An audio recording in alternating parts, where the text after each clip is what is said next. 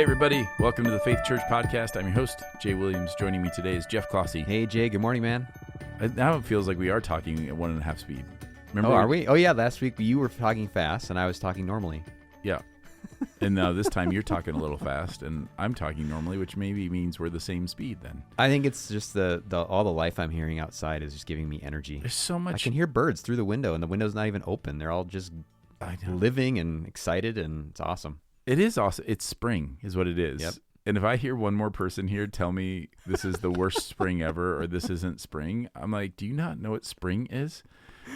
Spring, the definition of spring, like if you wrote a book about spring, it would be rainy and alternating rainy, sunny, cooler, warmer. It's the transition. And it cracks me up when people talk about like, well, this isn't spring. Well, then what is it? Because if you had 50s, upper 50s in January, you'd be out of your mind. So it's not winter. Yep. It's all context, right? Just it's all context and expectation setting. Every time I get caught off guard by people saying like, well, this isn't spring. Like, well, then what season, what would you define it as then? You have to then put it in something else because it's not 80s. Yeah, I know it's not summer yet, but it's not winter. It's like flowers are blooming, birds are out. We've had some really incredibly gorgeous days. Yeah, yesterday. So we're speaking on Tuesday. Monday was shockingly beautiful, and I didn't think it would be because it was all rainy and cloudy. It was such a delight. We had a soccer game down in like near Green Bay, west of Green Bay. That's the thing that right now, and I'm sure it's like this every year, and I'm just attuned to it because I had to be down there more with soccer. It was like we left here, it was like upper 60s, which was pleasant. We got there, it was sunny in like lower 80s. So the temperature difference was significant. The kids were kind of like, they're not used to it, right? So they're kind of melting in it. I'm like, well, it's going to be warmer this summer when you play soccer. But right now, that was shocking. But it was so fun just to be out in the sun. It is. It's so beautiful. Now, I could do without the mosquitoes coming out this early. Are they out? I haven't had any issues with them yet. Yeah, I got a mosquito bite on my finger. Yeah. Those are like, they like are right on the That's knuckle. nasty. it's like they know it. And then we got our first like trying to fall asleep, and then you hear the bzzz. Oh yeah. Like, oh no. So welcome. They're here. Anyway, speaking of welcoming, or not, or mosquitoes, smooth as ever, bugging people. So smooth. We finished up our series, and I got a little nervous in it. So I don't know. Oh, yeah? Well, yeah. Because I definitely wanted it. You said something to me afterwards. I was like, oh, good. If that's the way it came off. Do you remember what you said to me? I don't remember exactly. No. Great. Do you? I was hoping yeah, well, kind of. You said it came off as an invitation and like, this is why this is so great. Oh, yeah. So I remember now. Thank you. So I felt like what I was left with was the life Jesus is offering us is so valuable, and it's like, what a joy to get to do this together. That's kind of what I felt like. This is something I really want, and I like how you cast that vision for it. And I could tell and I know you too, and I know behind the scenes, so I have an advantage, over other people listening. But I do think like at the beginning of the sermon, I could tell that you wanted to make sure that everyone knew this is not a message that is meant to shame or to condemn or to whatever. It is quite the opposite. It's like emphasizing the invitation and then calling out, highlighting what is really at stake. And I think it's like, what do we want? What do we want? And I think it's so rare that we get to sit down and just ask that question of ourselves. We're on autopilot fulfilling what we want all the time, but often we don't slow down. It's interesting. The other day I was listening to a podcast, and it's one of these ones where they read scripture, and it's beautiful. They read scripture and then they give you time to think about it, and they'll ask like 2 or 3 questions, and then there's ambient music between the questions. It was beautiful. And one of the questions they asked was just, what in your life brings you joy? And I was like, in contrast to the things that kind of feel like they should bring you joy, but they don't. It was such a good 2 minutes for me of just slowing down and thinking, what in my life lately does bring me joy? It just makes me realize like having Sunday mornings like that, where we're thinking about our heart's desires, is so valuable, because typically people aren't going to ask us that in conversation. It might be weird to do that. Like, what do you really want right now? Mm-hmm. How do you get there, right? But we need to think about it because that's what's running us. Yeah, it is. That's what drives us, is our desires. And one of the, the enemy has a lot of tools that he can use. And one of them is to distract us from even thinking about what do we want. I mean, think about going to a restaurant. I mean, that's one of the few places that somebody says, well, what do you want? Good point. Like, you can have anything on the menu. Like, the server doesn't, the server's happy to get you whatever you want. And so you have to actually think about it. And people struggle. That might've been an interesting illustration. Like, how often do we struggle? And then how often do we say, oh, like, well, if I go last, like everybody else can order, I'll go last. Because I think actually stating and making a decision about, I want this thing, so I have to commit to this thing, is difficult. We want a lot of things in theory. Like, I don't know anybody who doesn't want to be in better shape or doesn't want to, if you think about the Christian world, like, doesn't want to have a better prayer life or doesn't want to know the Bible more or doesn't want to have better community. But but then we don't always align, like, we don't give it enough thought to actually reorient our lives around it. And I probably, if I had it to do over again, I probably would lean more into that idea of saying, like, I think I mentioned it before, but John Mark Comer in his book, Ruthless Elimination of Hurry, which I think is a great book, there's an illustration in there that just grabbed me and it just hit me so hard, and it still resonates with me, which is, he talked about how he wanted to run a marathon, and he talks about, like, getting the gear and like creating the plan and everything, and even like picking the race or whatever, and then struggling to do it and realizing, kind of having this aha moment that he didn't want to run a marathon. He wanted to be a person who had run a marathon. And that subtle difference. And I thought in my life, how many times I want to be the person who's already done that. Like, think about a foreign language. For years, I've been thinking, like, I need to learn Spanish. I took French in high school. It was well, I thought it was a waste of time. We actually have an exchange student who on our soccer team. So that's been fun. That's awesome. That's been fun. But, and by the way, she says my French is flawless. I bet she does. If she listens, she doesn't listen to the podcast. I'll have to meet her and ask. No, she would not say that. But what I realize is I don't want to be a person who learns Spanish. I want to be a person who already knows Spanish.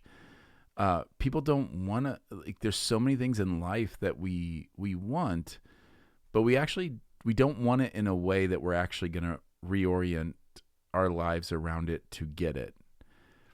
And if I could go back, that's probably what I would use more to illustrate the difference between, I can't imagine on a Sunday morning saying, like, hey, does anybody, we're gonna plan on growing in our faith together. Does anybody not want that?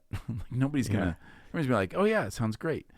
Okay, but I feel like I did talk about the reorientation, but I kind of wish I had connected those dots with that illustration a little bit more of, like, hey, confront yourself, ask yourself the hard question of, is this, I want this, kind of like, yeah, I'd like to have, I'd like to learn, know a different language or something like that. Or is this like, I want this and that I'm going to reorient my life around this?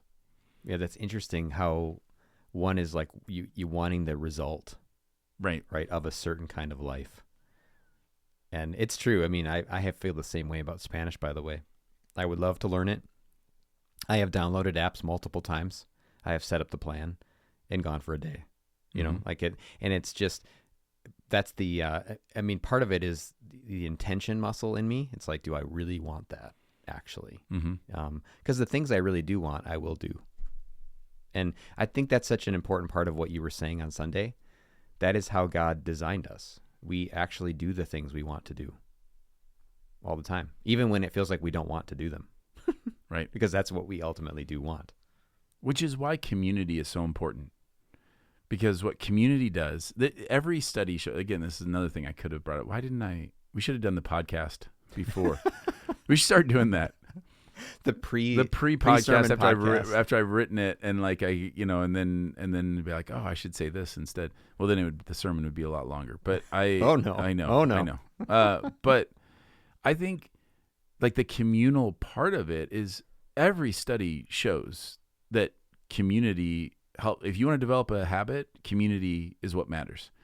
If you want to get in shape with a group of people. It's why CrossFit is so popular and why it is so effective, because of the communal side. It's not the exercise techniques. It's the community side of it. And that's the one thing that, as we've done different things, imagine just what we did in January with the Dwell Bible app and the listening and some of those habits. People had some really cool stories about what God did through that. But my guess is most people have kind of petered out on that. I haven't looked at the numbers recently. But if you're together in community, you have a much higher chance of continuing on and with things that you say you want. And part of the reason is because in community, you're reminded, oh yeah, I really want this. Oh yeah, on the days that you forget, someone else is there to remind you that, no, this is what you want, and this is what I want. And then on days when someone else forgets, you're in a place where you're like, no, yeah, we really do. We do want this together. That's just so critical in this whole piece, in this whole thing. And that's the part that we're trying to move people towards with the greenhouses and the classes and everything, is saying, okay, but if we're going to do this and we're going to persevere and we're going to last, it has to be a communal effort. There has to be a culture and an identity that just says, like, this is who we are and this is what we're doing. We're pursuing. This is how we pursue Christ together, and be okay with the fact that, well, it's not going to be for everyone, but we're gonna stir one another up to love and good works in that way. And I just think that's the piece that we just forget about, how critical the communal aspect is of that. Yeah, it is. And we've been saying it each week, but I think this one in particular shows why, like, the shaping and the formation that happens will only happen if you're in those environments, right? Because any one of us, we say we'd like make the decision today, I'm going to grow in this area of my life. I'm going to grow in loving other people better, just to be general. Our will, our resolve to really not just be that person at the finish line, but to become that person, and all that goes into that, it won't last, right? We're human beings, right? And typically we don't drift towards the good like that. We just don't. But when we're in a community with people and loving them and them loving us and all that goes with that, right? The imperfections are part of the process. God will shape us that way. And actually the whole process is joyful then. It's not like just thinking about, the exercise analogies do fit this, but I think what's hard is that many people really don't like it ever, right? It's a necessary evil to being healthy. But what we're saying is actually these environments over time, they won't be that. They'll actually be something that we really enjoy. So that would be an interesting test. Does anyone actually stick with a fitness regime where they never actually end up enjoying? Like, I feel like that's a pretty rare person, a person that doesn't ever figure out. It's why, like, when people get in shape, it's typically because they found something that they enjoy. It brings life. So they not only love the fruit of it, but they enjoy it, whether it's, a sport, or, they start swimming, they start running, they start lifting, then they get into it. Yes. I don't know that I've ever met a person. Now, I'm sure because of our culture here, someone is going to say, like, well, that's me. I don't know if I've ever met a person you'd have to be a really disciplined person to consistently do something that you just hate every time because it's good for you. And you're seeing no growth, right? No measured improvement or right. Or I don't know if you could, because no pain, no gain is a constant, right? We know that phrase, but it's not no pain, no gain without any kind of enjoyment. Right. I think that'd be tough. But your point though is still well taken. And I remember, somebody talking about like, well, quiet time is like vegetables, like that's, and it's like, well, Yes. but then you're assuming like what you're implying in that is it's not something you want and it's not something you're ever going to like, but it's good for you. And that's not what the Christian life is. Now, what it can be is, or not what it can be, what it is more of a retraining of your palate. Yes. So where I would say is every time, like think about the fitness thing, people hate it the first few weeks, but then most people who work out consistently, they also work out on vacation. Not because they're obsessed, but because they don't feel good. Like they want to, like, man, I've been around people where they're like, I gotta go for a run. I gotta do something because I can't, like, I just feel awful. Same thing happens when you start eating healthier. Your palate and your body recalibrate to like, oh, this is normal. And then if you go a while without vegetables, I remember my wife saying that one time. She's like, I just need some vegetables. And I was like, I don't know that I've ever felt that way. Well, now I have, because over the years, with my wife's help, my palate has been retrained. And if I don't have vegetables for a couple of meals, I'm like, what in the world? I got to have a salad. I got to have something. I start craving that. So I do think if that happens with things like diet or exercise, how much more does that happen when we're supernaturally also being transformed by the Holy Spirit, that you get to a place where you're just like, I need to spend some time in the Word. I just need some time. Like, I'm a hyper extrovert. People know this about me typically, that like I when I say hyper, I don't mean just like really extroverted. Like on all the personality tests, like I'm extreme. Like I'm labeled as that, as an extreme extrovert. But because of this formation in my life, like I crave time away from everyone to be with the Lord, which is interesting because when we think about solitude, I think sometimes that's a misnomer. And so you think an extrovert doesn't like solitude. It's that I crave that connection with God. I don't actually withdraw. I'm not alone. And I'm very much aware of the fact that I'm not alone. I don't crave being alone in that. I crave connecting with God without any distractions, which is just an interesting spin based on my personality. I'm not saying it's wrong to say like I'm getting time alone. I know what people mean when they mean that. But it is interesting that ends up kind of being a misnomer of people wanting to be alone, because we're actually never alone, which that'll freak some people out to think about that. Like, you're never alone. And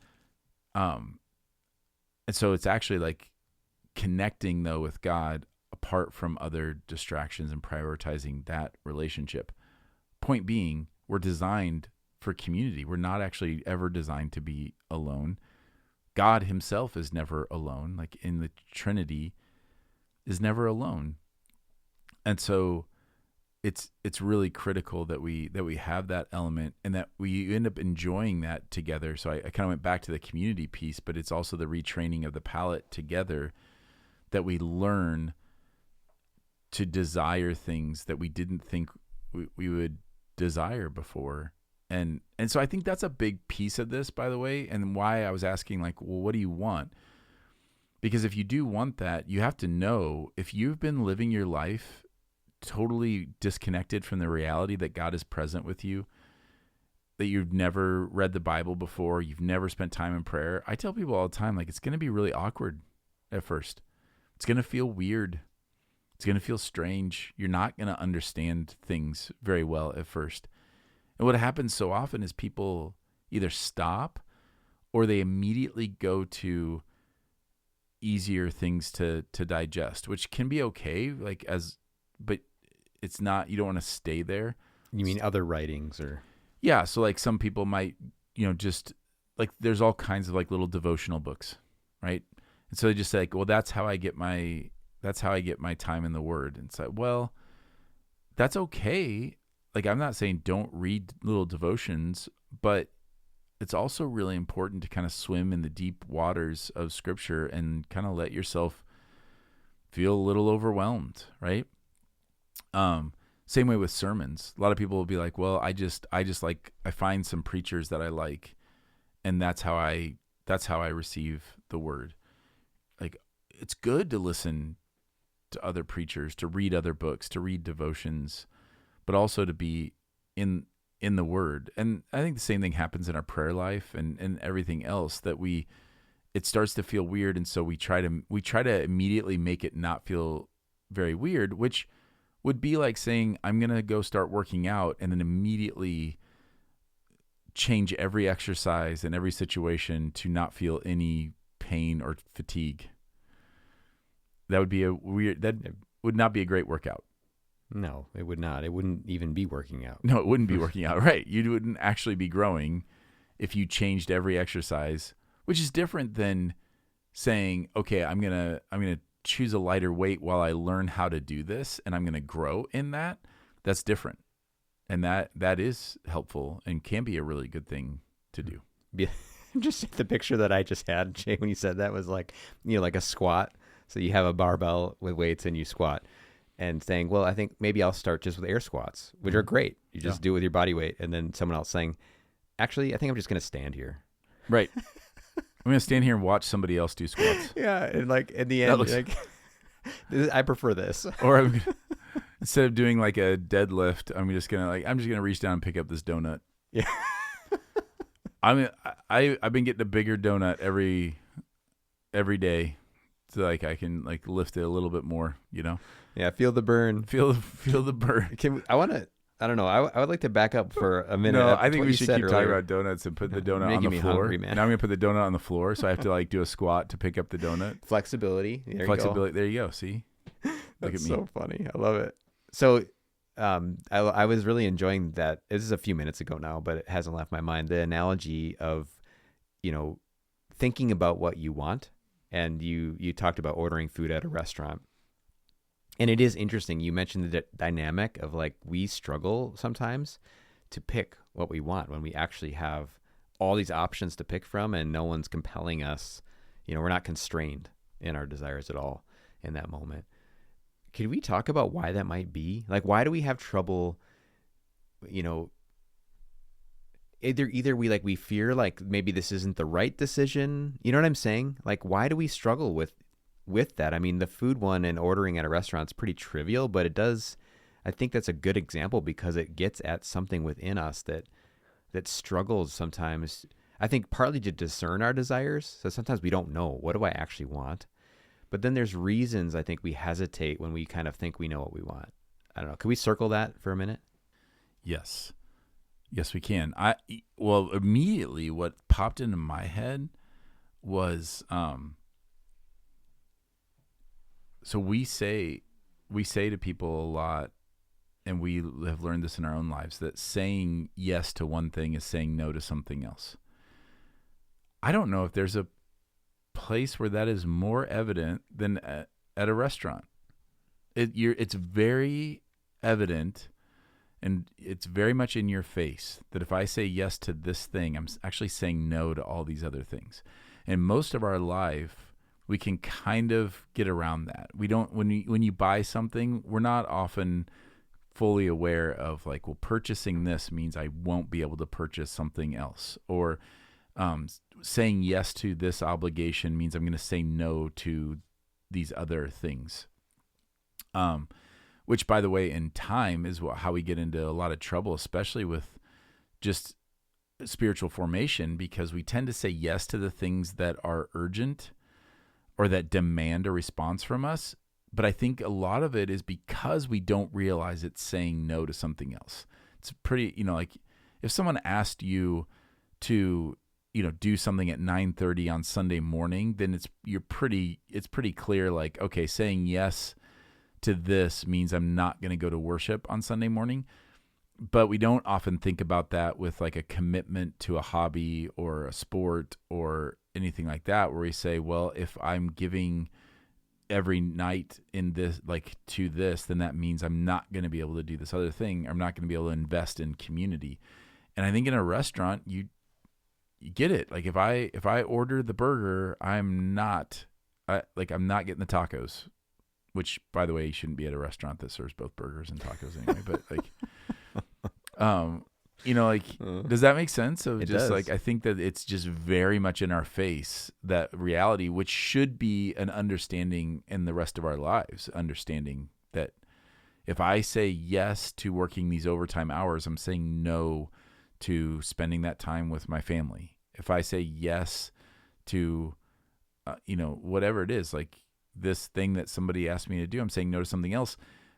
And then making those choices based around, what do I actually want? What's most valuable in my life? What do I want? Where do I want to actually be spending my time? Yeah, I mean, I agree too, by the way. I mean, it's just interesting to think about that, isn't it? Like,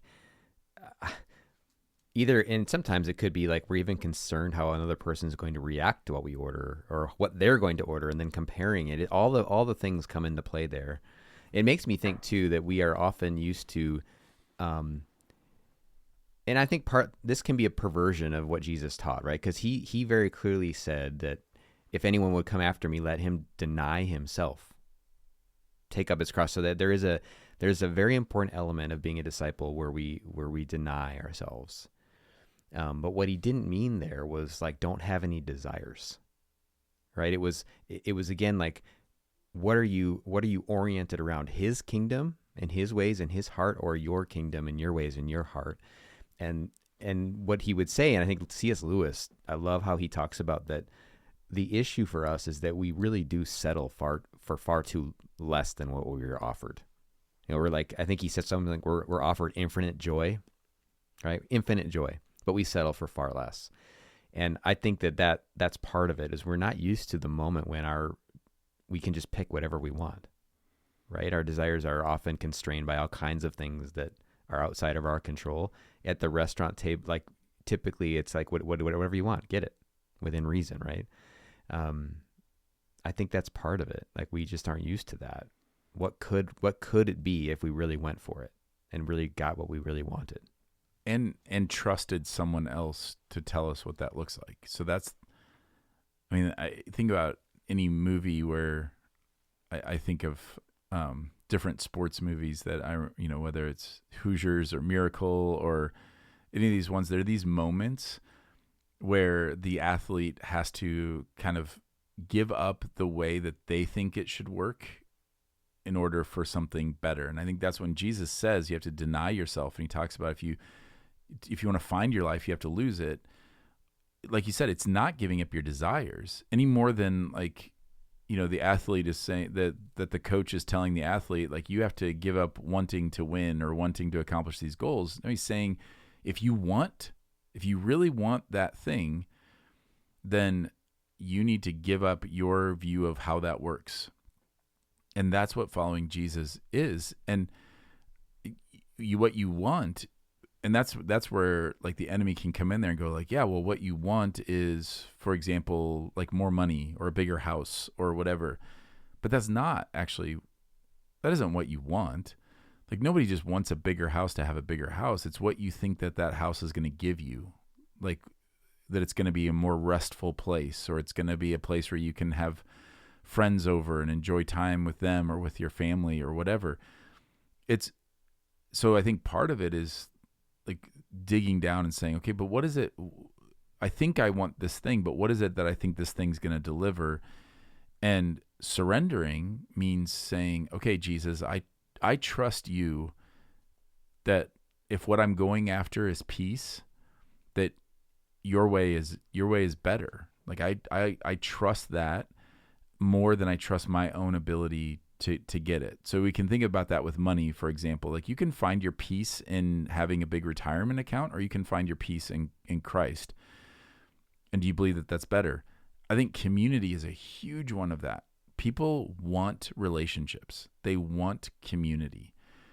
And we also have very specific thoughts about what that looks like or how I'll get it. And over the years, I've just seen people struggle so much with surrendering that. And part of what Jesus is saying, that, like, deny yourself, is like, you have to die to that. If what you really want is connection and you really want community, I've got it for you, but you have to give up your own pursuit of what you think that looks like. And typically for us and as human beings, that looks like I want people who think like me, have all the same interests as me, they're in the same life stage as me. It's easy to talk and joke about whatever. And Jesus is saying, I have something much deeper for you, like real community. But like, do you trust me? You gotta give that up. You can't, and it doesn't mean that there won't be any of those things, but it just means you have to give that up, and we don't like it. So it'd be like going into a restaurant and trusting somebody else and being like, man, like think about a restaurant. What do you really want? Like what you want when it comes to ordering the food, you want to enjoy it while you're eating it, and you want to, at the end of it, be glad that that's what you ordered. I mean, at the end of the day, like if you just simplify it. So imagine you go in and I used to have a mentor who would do this. He would take me to a restaurant, little hole in the wall restaurant, typically like some ethnic, like some food that was not, Midwest fare. And he wouldn't let me order. Like he would literally sit down and he would tell the server, make whatever you'd make for your family. Or just you bring us what you think. What are we gonna? And my wife will do this sometimes. She'll ask, like, what would I be sad if I walked out of here and I hadn't tried? Like if I found out later what this place is known for, whatever, like what would I be sad? And sometimes we get weird answers and we're like, yeah, they're just telling me what the best seller is, and that's not what we're asking. And so those family-owned restaurants, you ask them, and then they'll say, this is what we do really well. And so that mentor of mine, like I had to just trust him, and he's trusting the other person to say, and I never was disappointed. I can honestly say that I was never disappointed, because if I go in there, I'm looking at the menu and I'm going to pick what's familiar to me, what I think might sound good. And the cook is back there going, you don't want to get that today. That's not what I would eat. I'd eat this. Well, then I want to eat what they're wanting to eat because they know what's best. Does that make sense? Like, it does, and I love how it highlights, like, for a disciple of Jesus, it's trust is always relational. Right. And I think sometimes because of the way we use those words, like, do you believe in Jesus or do you trust in Jesus? We sometimes miss the meaning, the relational meaning, because oftentimes what that means for people is, do you believe that he did certain things? Do you believe he died on the cross? And there's a much more relational way of thinking of that. And I love that, even that ordering food part. Do you believe me that I know what I'm talking about? Do you believe me that what I want for you is really, really good? Do you believe me that there might be another way of doing this, and that my yoke actually is easy and light, and you'll have joy, endlessly? That to me gets at the heart of what it means to walk with Jesus and to do that with other people. It's believing him. I believe you, Jesus. I want what you want because I believe that you know the best way.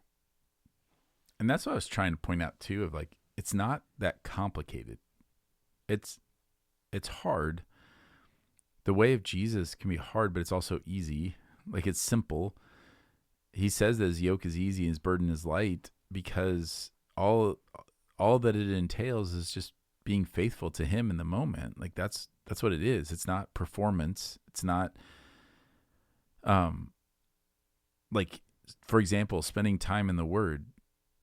What Jesus wants in that is your faithfulness of just surrendering to his Word. It's not based on how well did you understand everything and how well did you like intellectually grasp a concept and then apply it to your life in some particular way. And at the end of the day, he's going to grade you based on how well you did all that. It's way simpler than that. And we struggle to kind of to figure that out. But the reality is, yeah, if we believe him, then we'll pursue him in that way. We'll trust him.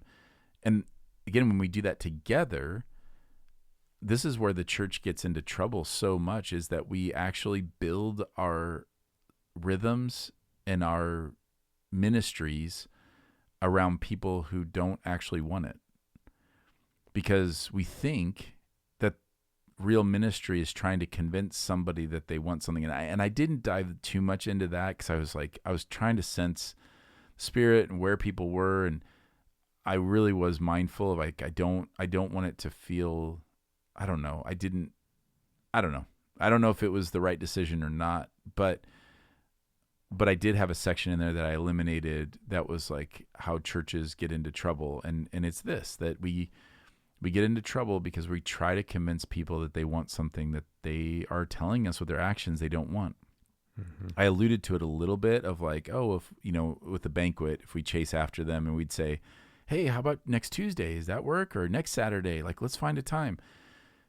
And after 30 years of ministry, I'm like, yeah, I don't want to do that anymore. And then you read the Gospels and you're like, yeah, Jesus didn't do that at all. And that's what it would take. So like, if we want to be a church that actually has a culture of pursuing Christ like that, then it means that, yeah, we're going to have to let, like, some people are going to not want to be a part of that. And I don't know who those people are. Like, that's the thing, is it's not like, oh, well, I know exactly who that, I don't know. I've been still decades into ministry. I'm always surprised by both sides. I'm surprised there are people that I would have thought would be all in, that they're not, and then other people that I think are just kind of on the fringe, and it seems like they're kind of in this consuming pattern, but the reality is they actually have never been asked to do more, and all of a sudden they're asked and they're like, yeah, I'm in.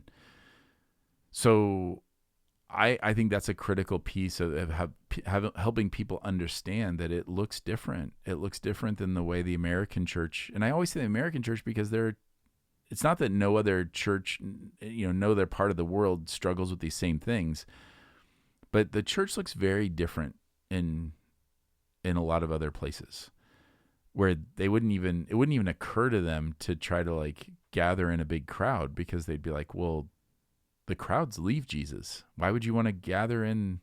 Why would you try to build the biggest crowd you can? That seems like the opposite of what Jesus did. Instead, we want to pursue Christ fully and draw people with that, the people who are, drawn to him in that way.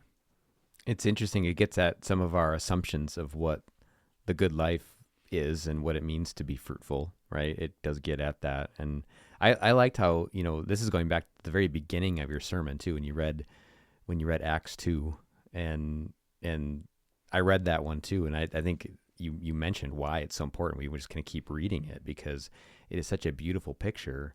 But I like how you put us there, like in their context, because it's sometimes hard. We do two things with passages like that. One, we imagine that they aren't real human beings, right? So like we maybe over spiritualize their experience or something, as if they wouldn't have had struggles or issues. So they did. They're normal humans. But then I think we imagine their context to be like ours, like with a big building that we all gather safely in, and without the conflicts that they were experiencing that were profound cultural conflicts. Like you were mentioning, do I go to the synagogue and then do I worship the next day too for the Lord's there? All these things they were trying to work out in those moments. But I think that that's important for all of us, because we have assumptions about what it looks like to be doing all of this well. This meaning church and church family life, right? And it's worth examining those things and asking, do I want it? Do I want it? And can it be different? I mean, I'm sure it came across, but I also verbalized it, of how you start to feel silly after 30 years of ministry. You start to feel silly reading Acts 2 out loud to anyone, because you know where it's going to go. Like, why doesn't it look like that? Why? Well, what if we could? And then we try, and then it doesn't. But I've had glimpses, and I think you have too, glimpses where it does feel like that. Like, it's possible, but it's not possible through hedging bets or through trying to live in two different kingdoms. And I think we do that a lot in the church because of those other pressures. Because, like you said, like, what does fruitfulness actually mean? And over decades of brainstorming, doing ministry, consulting with ministries, talking with pastors who are wrestling with the same thing, one thing that becomes really clear is, as long as is just this desire of wanting to have our cake and eat it too, which is the opposite of what Jesus, that's so many times where Jesus is saying, like, he who puts his hand to the plow and looks back is not fit for the kingdom.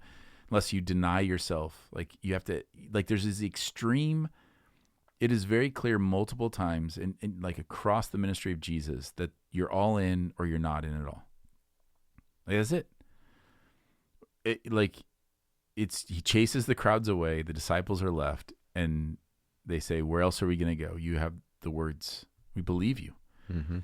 And so that, but as pastors and ministry leaders, we struggle with that because we want both. We want the church to grow numerically and to grow in fruitfulness, in real fruitfulness.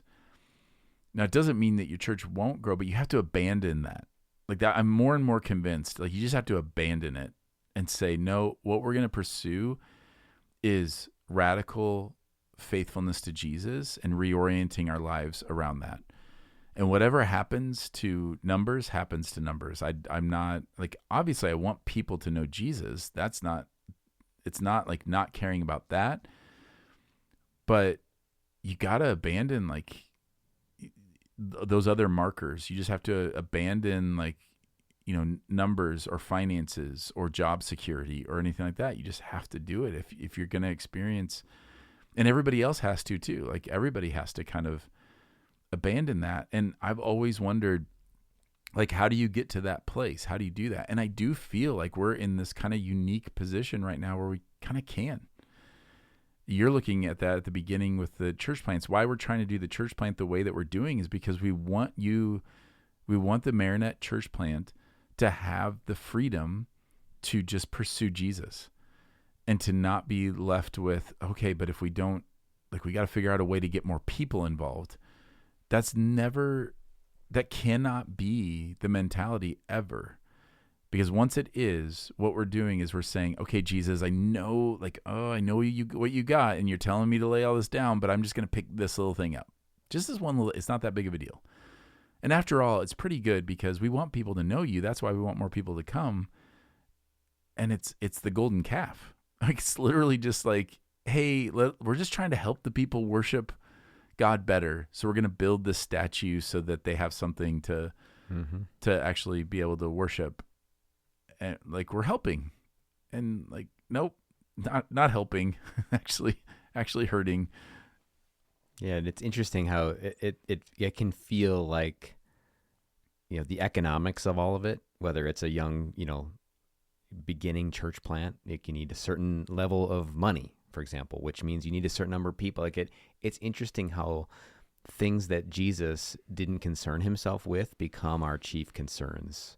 And then the things he was concerned about get sidelined because of those other things that come in place of them, and that's why we so need each other in it, right? I mean, because we need reminders, we need encouragement, we need reassurance, like that we're not, like, when we don't chase after the things of the world the way the world does, that is actually a good thing, and it should be the mark of a disciple. Like when you feel like we've talked about this before, but when Paul says, like, if Christ hasn't been resurrected, then we are of all people who should be pitied, because we really have wasted our lives, because our lives are about him, right? Which means part of the process of following him is that you give up, because you want to give them up, things that everyone else thinks you really need to be okay. That's just part of it. And it's interesting how in ministry, whether it's pastoral leadership or just church, being part of a church community, we are going to be tempted continually towards those kinds of things that are really not his main priority. They're not things that God wrings his hands over ever. He's not worried about it. He doesn't lose sleep about any of it, but we do, right? And we get measured by it. Churches get measured by it. Pastors get measured by it. Leaders get measured by those things. And I think what you're saying is that we want those measurements to be the measurements of Jesus and the way he sees it. Yeah, and you can't have it both ways. So I don't know that people know that, but like if I go to a conference, like that's one of the number one questions somebody's going to ask is, how many people are in your church? That is the measurement of successful ministry in the United States. If you're a pastor, how big your church is and what your role is at the church, that's the measure of success. And I don't think people, if you're not in that world, you don't realize like how burdensome. I committed myself a long time ago. I'm never asking that question. I ask about stories. Like tell me what's going on in your church. Like tell me about like what's ministry fruit. Because I know what that's like to feel like you're being asked that all the time, that's the question that's coming. I mean, there are cultures like this where people just ask like, how much do you make? And that's the measurement of success. But the same thing can happen in the church, and you can't, like, you can't have it both ways. You can't pursue both things. I'm just more and more convinced of that. You cannot pursue both things. You can't, you cannot serve two masters. And I just feel like we're in a place right now where, and people have talked about that of like, are we going to go to 2 services? Or are we going to try to do something with the worship center? Because it's growing. There's still the sneaking suspicion in the back of my mind that the more successful this spiritual formation plan is, the less we're going to have to worry about space. Because I don't know why. I think in the long run, I think it will bear more fruit. I do. And I want more people to know Jesus. But I also know that in the short run, I remember when I was planting in Denver, and people would come to our church and they'd always ask about different programs. And they would be like, oh, do you have this ministry or do you have this ministry? And the pressure I felt to give that kind of, like, to give them an answer that would make them want to stick around, it was huge. Because every person that would come and visit our church and then leave was a rejection of, like, it felt like a personal rejection. It felt like I was an indictment on the ministry we were doing. And think about how silly that is. Because think about how many people walked away from Jesus. Like how we ever got that in our head, that someone walking away, like, because I remember with children's ministry, we didn't have children's ministry in our church. Like, we were just too small. We just didn't have that. And and we didn't have a youth ministry. We didn't have a youth group. And I remember turning the corner on that and feeling like, no, it's okay to just say that. And so I used to tell people, if they show up with teenagers and they'd say, well, do you have a youth ministry? I would say, we don't. We do have other teenagers, and we have a lot of spiritual aunts, uncles, and grandparents who would love to invest in your teenager. And we think that's better. And if they don't think it's better, then they're going to find somewhere else. And to get to a place that I was okay with them going, and that I believed, no, this actually is better. And then we had people who actually did stick because they also saw it and saw that was better, and they wanted that. That's what it takes, but not only in the church-wide thing, but also just in your personal life. So I think that to like bring that down to like ground level for people, because most people who are listening to this are not in vocational ministry. So that feels like that was kind of an aside for like, a couple of my seminary students who listen to the podcast. That was for them. But what does that mean? Like, for just people trying to follow Jesus? It does mean this kind of reorientation and a rethinking of what does it actually mean to experience, like you mentioned, what is the good life? What does it look like to actually pursue Christ? What do I need to do that? And what are those obstacles for me that what do I think I need that I don't actually need? And what am I avoiding that I do actually need? Like, I might think I need all these classes or these programs or whatever. We're going to have these classes or whatever, but like, even with the kids, and I think, already, like, some people are like, oh, we don't have enough for the kids. Like, we got plenty. Mm-hmm. It's plenty. What do you not need that you think you need that you need to just give up? And what do you actually need that you've been avoiding because either your palate's not trained for it yet, or you're scared, or you don't understand how it works? Like, what are those things? And then, like, let us help you figure that out. Yeah, I mean, I'm gonna just double down on that. Like the help you figure it out part is a conversation, and Jay and I and the other staff, we want to talk, especially around questions related to how would this work for me? How could this work?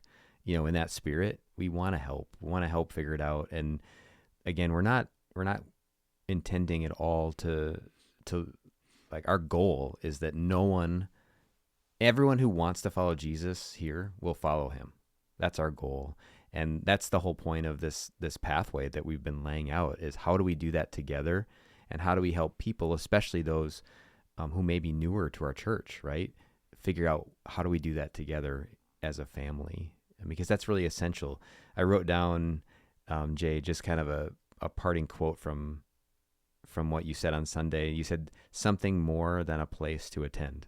Do you want that? Do you want something more than a place to attend? And I just love that question, because that's my answer to that is yes. Oh, yes. I definitely want something more than that. And I think I'm thankful to be in a church body and in a family where that is the case, where people want more than a place to attend. And that's what that was the tone I wanted to leave people with, was the excitement of, if you're sitting there and you're listening and you're like, I've wanted to be a part of a church family that just reorients themselves completely around trying to pursue Christ and then be spread out like leaven,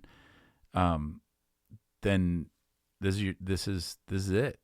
And like, even the efficiency of what we're trying to do, like we're not gonna fill people's schedules up with a bunch of stuff, but like the stuff what we're gonna do is gonna, like, it matters. And it's the stuff that Jesus is calling us into. That was one of the reasons I wanted to point out that these environments that we looked at, like, these don't come out of thin air. They're not like creations by Jeff or Jay.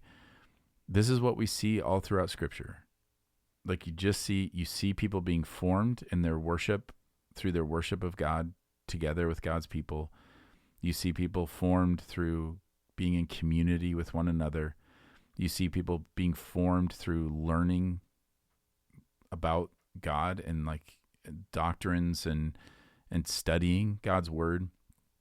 And you see people formed in the everyday testing of their faith, the everyday stuff that goes on where God says, okay, I'm going to teach you. Now I'm going to actually really teach you how to love others, because you're going to have to deal with this difficult person today. Or you're going to see how to love others, because this person is going to love you when you're difficult. Mm-hmm. And you're going to notice that, and you're going to see it. And then you're going to go, oh, that's how God loves me. That is just what we see over and over again. And we're just we've been trying to figure out a way to help facilitate that in a simple way for our church, so that we're free to really live the lives that God has called us to live. And by the way, I'll just end with this. I mentioned that we want to talk to people and get creative.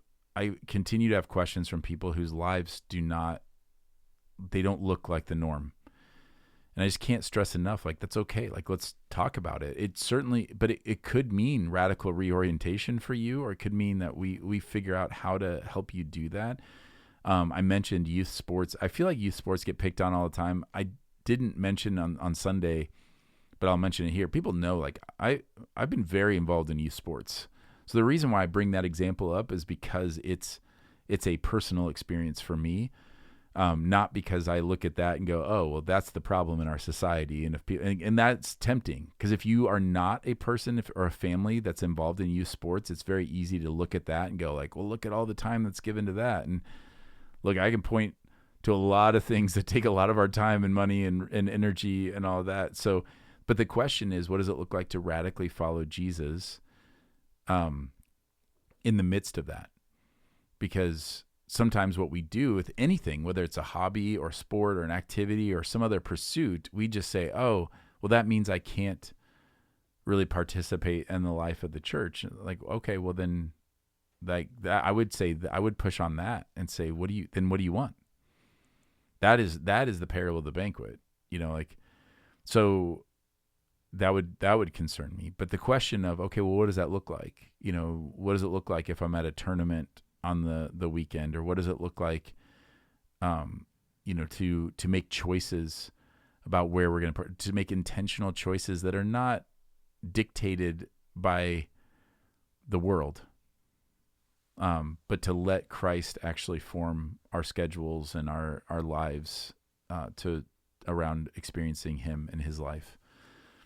So I hope this series has been helpful. We can't stress enough, like, ask questions. Let's talk about anything that didn't make sense or that you're wrestling through, and then just be watching for more communication as we ramp this up heading into the fall. I'm excited for the experiment. I'm excited to see what happens, what God does with it, and hopefully we will continue to pursue the life that Christ has given us and is offering us day to day. We appreciate you taking the time to listen. We hope that it's been helpful. And until next time, grace and peace.